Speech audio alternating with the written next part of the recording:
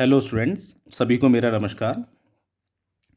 Today we have to start chapter 8 motion. You all are dealing with science, and science consists of three parts. It is divided into three parts. First one is physics, another one is chemistry, then biology. आप ये तीन part पढ़ेंगे। तो हमको ये भी जानना ज़रूरी है that what is physics. Physics हम पढ़ने तो जा रहे हैं, बट फिज़िक्स होता क्या है। So what is physics? Study of natural laws.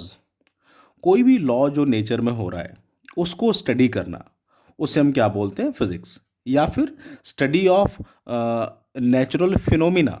Nature में कोई भी फिनोमिना होता है, नेचुरल फिनोमिना होता है, उनको स्टडी करना, उसे भी हम क्या बोलते हैं? फिजिक्स। या नेचर में कोई भी फोर्सेस जो होते हैं, कोई भी एनर्जी है, एग्जांपल लाइट है, लाइट को स्टडी करना वो फिजिक्स में आता है। साउंड हुआ, इलेक्ट्रिसिटी है, प्रेशर है, तो जितने भी नेचुरल फोर्सेस हैं उनको स्टडी करना, that is known as physics. या आप ऐसे भी समझ सकते हैं, व्हाट इज़ फिजिक्स ऐसे भी समझ सकते हैं कि नेचर में बहुत सारे फिनोमेना होते हैं, होते ही हैं, हम लोग भी ऑब्जर्व करते हैं। Example, blue colour of sky. अब स्काई हमको ब्लू दिखता है, भाई दिखता है हमको, हम ऊपर देखते हैं भाई नीला ही है, नीला नीला आसमान है। हम कभी ध्यान ही नहीं देते इस पर, हमारा कभी ध्यान जाता ही नहीं है भाई ये ब्लू है तो ब्लू क्यों है, बस हम बचपन से देखते आ रहे हैं ब्लू है तो ब्लू ही है। हमने देखा कि आसपास जो ये एप्पल जो है, ये मैंने ट्री बना रखा है बहुत सुंदर सा, एक ट्री से एक एप्पल नीचे गिर रहा है। भाई नीचे गिर रहा है क्योंकि वो नीचे ही गिरता है, हमेशा से गिरता आया है, और हमने कभी ऐसा कुछ ऑब्जर्व, इसमें कुछ स्पेसिफिक कुछ स्पेशल ऑब्जर्व नहीं किया। न्यूटन साहब ने किया, आइजैक न्यूटन, इन्होंने ऑब्जर्व किया कि ये एप्पल अगर नीचे आ रहा है तो क्यों आ रहा है। ये एप्पल का नीचे गिरना ये एक नेचुरल फिनोमिना है, और एक फोर्स लग रहा है। किसका फोर्स लग रहा है? ग्रेविटेशनल फोर्स, अर्थ का जो फोर्स है वो इसके ऊपर आ रहा है। तो ये एक तरह का फोर्स हुआ, और इस फोर्स को स्टडी किसने किया? न्यूटन साहब ने। तो वही जो मैंने बोला, फिजिक्स क्या होता है? Study of natural forces, natural laws या नेचुरल फिनोमिना। तो ये एप्पल नीचे आ रहा था, धन्यवाद न्यूटन साहब का, उन्होंने ये देखा और हमको बहुत सारे जो है पॉइंट्स इस तरह से हम एक्सप्लेन कर पा रहे हैं ड्यू टू ग्रेविटेशन। हम आगे पढ़ेंगे डिटेल में, ग्रेविटेशन के कारण बहुत सारे फिनोमिना हम एक्सप्लेन कर सकते हैं। एग्जाम्पल, टाइड्स का फॉर्मेशन क्यों होता है? टाइड्स आप समझते हैं, ऊंची जो लहरें जो होती हैं, वो टाइड्स का फॉर्मेशन क्यों होगा? ठीक है, क्यों होगा बताइए, आप सबको पता होगा, शायद पढ़ा होगा आपने। Due to gravitational force of moon. Moon भी फोर्स लगाता है हमारे अर्थ के ऊपर। जो पानी है, मून तो बहुत दूर है, फिर भी वो हमारे पानी के ऊपर फोर्स लगाता है, जो समुद्र के अंदर होता है। तो ये ऊपर क्यों जा रहा है, ये भी एक फिजिक्स है। ठीक है, ड्यू टू ग्रेविटेशनल फोर्स। और हमारे पास ये फिनोमिना तो होते ही होते हैं। Blue colour of sky. अब स्काई जो है ये ब्लू क्यों दिख रहा है, इसको स्टडी करना, वो हम फिजिक्स में पढ़ेंगे। Colour of sun at sunrise. जब सन डूबता है या सन जब उगता है, सनराइज का मतलब हुआ सूर्य उदय हो रहा है। जब सन राइज हो रहा है उस समय सन का क्या कलर होगा? रेडिश ऑरेंजिश कलर होता है।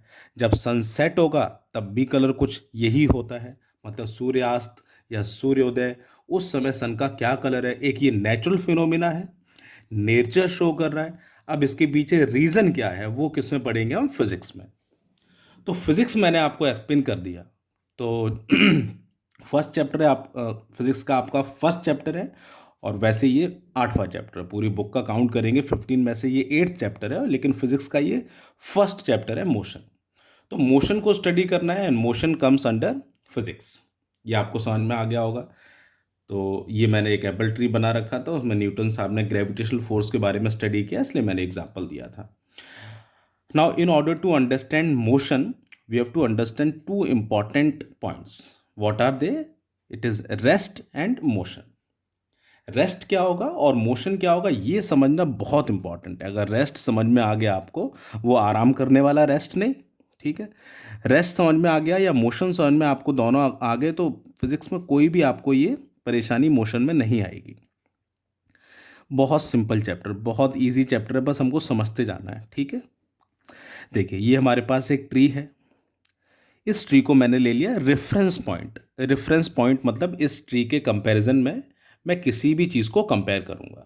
ठीक है, और भाई ये कार तो सबके पास ही है, मैंने कार बना दी, ये कार सेम ही है, थोड़ा शेप चेंज हो गया लेकिन कोई बात नहीं। ठीक है, मेरे पास एक पेड़ है, एक ट्री है which is considered as a reference point, ठीक है, और ये कार है। अब इस कार को देखिए, यहाँ पर 3 पॉइंट है मेरे पास, ए, बी और सी। अभी हम बी और सी की बात नहीं कर रहे हैं, सी भी नहीं और बी भी नहीं, किसकी बात कर रहे हैं, ओनली ए। तो सपोज आपकी कार है, ये खड़ी हुई है कार ए पॉइंट पर, and with respect to reference point the car is at a point. इसमें तो कोई डाउट नहीं होगा। 9 बजे आपकी कार ए पॉइंट पर है, 9:05 पर आपकी कार फिर ए पॉइंट पर ही है with respect to reference point. उससे हम उसको क्या कर रहे हैं, कंपेयर करते जा रहे हैं कि कहाँ है उसके रेस्पेक्ट में। 9:10 पर भी आपकी कार कहाँ पर है, still it is at point A. 9:15 मैंने लिखा नहीं है, 9:15 पर भी कार ए पर ही है। It means this car is not changing its position with respect to reference point. So if a car is not changing its position with respect to reference point and with the passage of time, time is passing, then the car is said to be in a state of rest. Car किस में होगी, वो rest में होगी। क्यों rest में होगी, क्योंकि car is not changing its position with respect to reference point and with the passage of time. समय निकलता जा रहा है, ठीक है, समय निकलता जा रहा है, लेकिन कार फिर भी अपनी पोजीशन चेंज नहीं कर रही है। इसका मतलब कार किस में है, रेस्ट में है। तो ये रेस्ट हो गया। रेस्ट मैंने समझा दिया, डेफिनेशन ही बता दी, बाकी नोट्स में लिखी हुई डेफिनेशन और प्रॉपरली आप वहाँ से भी कर सकते हो, सेम डेफिनेशन ही है। नेक्स्ट आ जाते हैं मोशन। अब सपोज ये कार ए पॉइंट पर, अब ये वाली कंडीशन हटा दीजिए आप, है ना, कार ए पॉइंट पर, 9 बजे कार ए पॉइंट पर, रेफरेंस पॉइंट ये रहा, इसके रेस्पेक्ट में ये ए पॉइंट पर, ठीक है। 9:05 पर कार कहाँ आ जाती है, बी पॉइंट पर, with respect to reference point कहाँ आ जाती है, वो आप उसको ड्राइव करते हैं, ड्राइव करके कहाँ आ जाती है, वो बी पॉइंट पर। मीन्स कार ने अपनी पोजीशन को चेंज किया, ठीक है, आया समझ में, कार की पोजीशन चेंज हो गई, अब कार चलने लगी। फिर बी से वो सी पॉइंट पर आ जाती है, कार तो चल रही है, पेन नहीं चल रहा है, पेन भी चलने लगा, चलो, कार आ जाती है सी पॉइंट पर। अब टाइम हो रहा है 9:10 पर। मीन्स फिर कार ने अपनी पोजीशन चेंज की, भाई ये तो चल रही है कार अब। It means the car is changing its position with respect to reference point and with the passage of time. जैसे जैसे टाइम पास हो रहा है, फिर से जो ऑब्जेक्ट है वो अपनी पोजीशन को क्या कर रहा है, चेंज कर रहा है with respect to reference point. अगर ये केस है तो car is said to be in motion. तो ये मोशन की डेफिनेशन है। फिर रिपीट कर देता हूं, इफ अ कार और any object changes its position with respect to reference point and with the passage of time the car is said to be in motion. और ये तो हमारे साथ हर रोज़ ही होता है। आप कार में बैठे हैं, एक्टिवा में बैठे हैं, मोटरसाइकिल पर बैठे हैं, आप जा रहे हैं, किसी न किसी के रेस्पेक्ट में बीच में आपको बेकरी की शॉप मिलती है। पहले बेकरी की शॉप से पीछे होगी आपकी कार, फिर बेकरी की शॉप के सामने पहुंचेगी, फिर उससे और आगे निकल जाएगी, तो आपकी कार की पोजीशन चेंज हो रही है। और बेकरी चेंज नहीं होगी, बेकरी तो फिक्स है, ठीक है, वो रेफरेंस पॉइंट है, मैंने एग्जांपल लिया है बस ये। तो ऐसे हम कितना सारा मोशन रेस्ट वाले फिनोमिना करते रहते हैं दिन भर, बट हमारा कभी ध्यान इसके ऊपर नहीं जाता, ठीक है। सो ये रेस्ट भी हो गया और मोशन भी हो गया, आया समझ में। अब फिजिक्स की वो ब्रांच जो रेस्ट और मोशन के बारे में स्टडी करती है उसे बोलते हैं मैकेनिक्स। क्या बोलते हैं उसको, मैकेनिक्स। 12th के बाद हम ये ब्रांच सेलेक्ट करते हैं, इंजीनियरिंग में ब्रांच होती है मैकेनिक्स।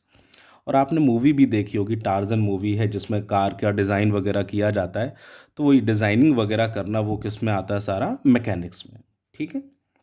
मशीनरी को स्टडी करना, रेस्ट और मोशन को स्टडी करना, इट कम्स अंडर मैकेनिक्स।